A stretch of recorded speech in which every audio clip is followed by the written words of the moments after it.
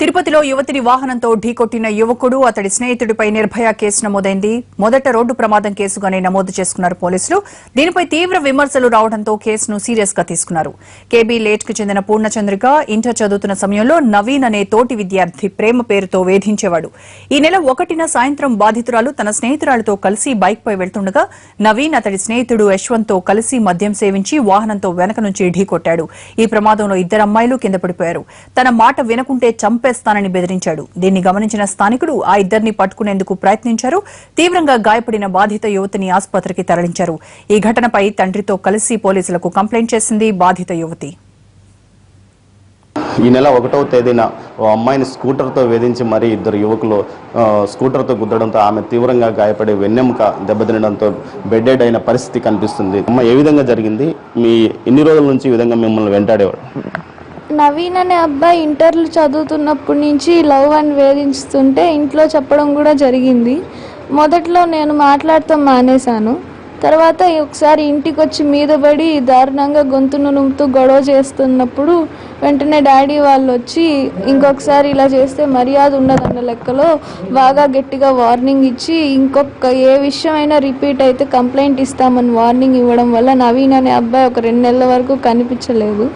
తర్వాత ఒకరోజు ఫోన్ చేసి నేను ఇంటర్ ఫెయిల్ అయ్యాను, నువ్వు నాతో పాటు వచ్చేసాయి, నేను చూసుకుంటాను నిన్ను అని చెప్పడం వల్ల నాకు నా కెరియర్ పేరెంట్సే ముఖ్యము, ఈ లవ్ అనేది అంతా నాకు అనవసరం అని చెప్తే వెంటనే తను ఇంకా దుర్భాష ఆడుతూ నువ్వు బెంగళూరు వెళ్ళేది చదువుకోవడానికి కాదు, 10 మందితో చెడు తిరుగులు తిరగడానికి మాత్రమే నువ్వు వెళ్తున్నావు, అంతకుమించి ఇంకా ఏం లేదు అని చెప్పడం వల్ల నేను ఇంకా పూర్తిగా నా కాంటాక్ట్ నంబర్లు అనేవన్నీ మార్చేయడం జరిగింది. కొద్ది రోజులకి మా ఫ్రెండ్ ఒక అమ్మాయికి హెల్ప్ కావాల్సి వచ్చి ప్రాజెక్ట్ వర్క్లో హెల్ప్ అడిగితే నేను చేయడానికి వెళ్ళినప్పుడు యశ్వంత్ అనే అబ్బాయి కూడా హెల్ప్ కోసం వచ్చాడు. అలా పరిచయమైన అబ్బాయి కూడా కొద్ది రోజులకి ప్రేమ అని చెప్పి మాట్లాడటం వల్ల నేను ఆ అబ్బాయితో కూడా ఇంకా కాంటాక్ట్ కట్ చేసుకున్నాను.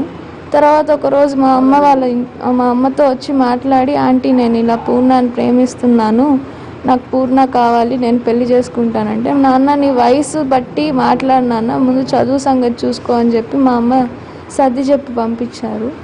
కానీ తర్వాత 1వ తారీఖున యశ్వంత్ నేను రోడ్లో వెళ్తుంటే అకస్మాత్తుగా వచ్చి నన్ను ఆపి, నేను నీకు ఈ 6 నెలలుగా పరిచయం కదా, అప్పుడు నీకు 13,000 ఖర్చు పెట్టాను, ఈ ఖర్చుని నువ్వు ఇస్తావా లేదంటే నాతో పడుకుంటావా అని అతి దారుణంగా రోడ్లోనే మాట్లాడటం వల్ల నేను ఇంకా కోపంతో అబ్బాయిని వెంటనే అరిచి తిట్టేసి ఇంటికి వచ్చేసాను. కరెక్ట్గా ఇంటికి వచ్చి ఆ వినాయకుడి గుడి దగ్గర నవీన్ యశ్వంత్ కాపు కాసుకొని ఇలాగా నన్ను దుర్గతి పాలు చేశారు.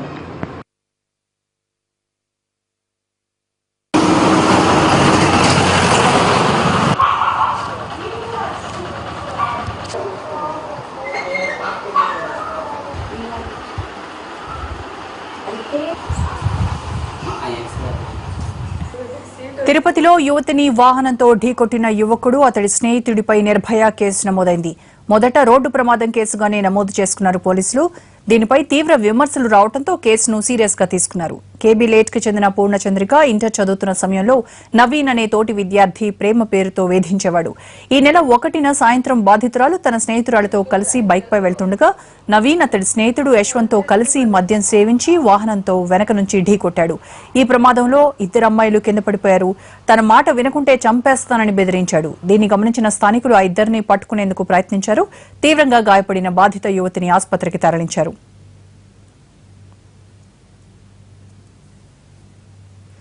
మరోవైపు పోలీసులు తమ గోడు పట్టించుకోలేదని ఆరోపిస్తున్నారు బాధితురాలి తల్లి. ఎన్నిసార్లు కంప్లైంట్ చేసినా వినిపించుకోలేదని ఆవేదన వ్యక్తం చేస్తున్నారామె. సంఘటన జరిగిన తర్వాత హాస్పిటల్కి వెళ్ళాం సార్. హాస్పిటల్కి వెళ్ళిన తర్వాత అక్కడ ఎమ్మెల్సీ కేసు అని చెప్పి రాస్తే ఈ నెల అడిగారనమాట. ఎమ్మెల్సీ కేసు కింద రాసామంటే వాళ్ళు డ్రింక్ అండ్ డ్రైవ్ అని రాసామనేసి అవుట్ పోస్ట్ పోలీస్ స్టేషన్కి వెళ్తే అటువంటి కేసు ఏం రాలేదండి అని చెప్పారు సార్. చెప్పిన తర్వాత ఆ రోజు 12 గంటలకు అడిగినా కూడా అదేం లేదని చెప్పారు. తర్వాత 2వ తారీఖు వైద్యం అంతా చేసుకొని మా వారు వెళ్ళి అక్కడికి అలిపిరి పోలీస్ స్టేషన్కి వెళ్ళి రిపోర్ట్ ఇచ్చారు సార్. రిపోర్ట్ ఇచ్చిన తర్వాత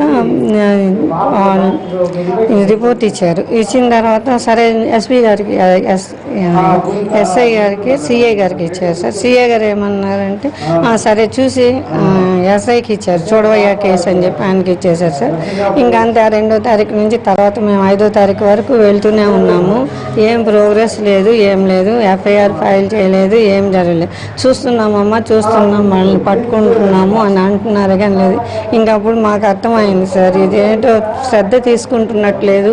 3 రోజులు అయినాక రండమ్మా సీఎం గారి చరిత్ర అదే వాళ్ళకి బందోబస్తుకి వెళ్తున్నాము, మీకే